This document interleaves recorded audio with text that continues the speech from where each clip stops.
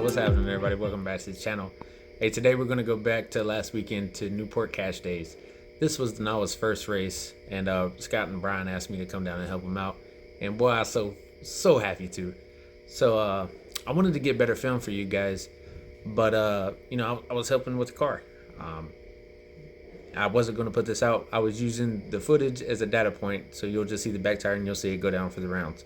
I apologize about that, but I figured you'd still want to see its first race. Car did amazing, so full of potential with such big heavy hitters there. So sit back and enjoy this video, and we'll pick back up soon.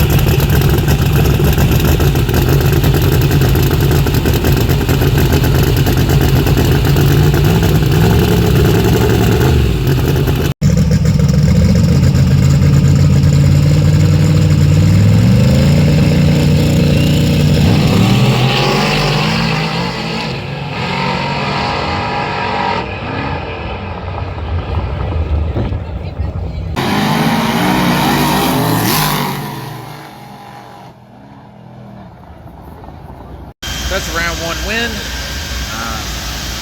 Car has no boost in it, so just turning it up. Round two coming up.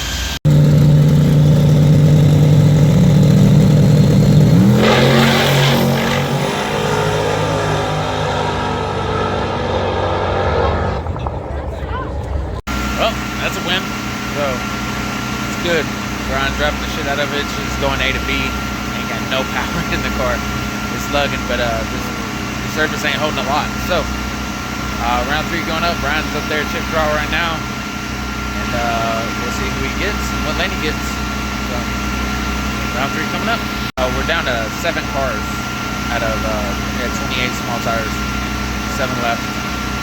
So it's a pretty good pot. I think it's somewhere in the neighborhood of like $8,000 with a 80-20 split for first and second.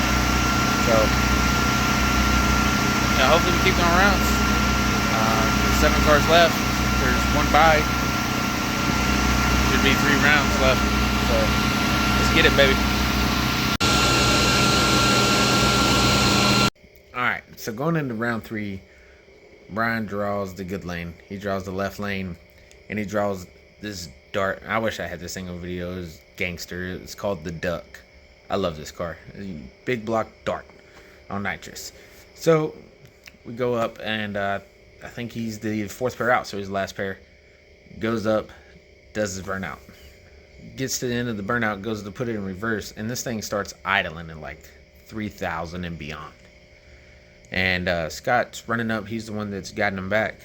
And at first, everybody I thought was on the same page agreed that it sounded like the throttle was sticking. So he goes up there, whacks the throttle. Brian's in there whacking the throttle, trying to get it unstuck. Backs the car up, and you can see them lock eyes, and it looked like Brian's just going to send it anyway. Throttle sticking, lean it out at the finish line, pull the chute, good to go, right? We'll figure it out after the round, but we got to make this pass. Well, they got to make this pass. So it's still up there, like 3,000, 3,500. Brian puts it in gear, car dies, it's leaned out. At that point, I think everybody thought it was fuel pump.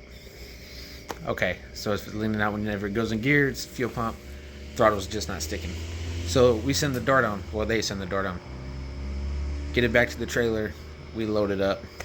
And then at this point, there's 4 cars left. So, coming up next is the 4 cars for the semifinals for the small tire.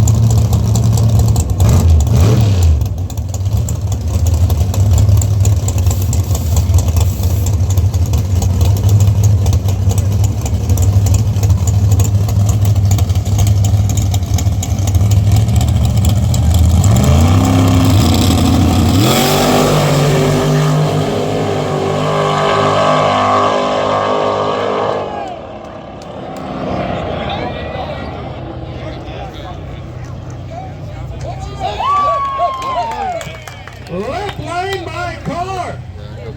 We're still looking at the footage on the first race. All right.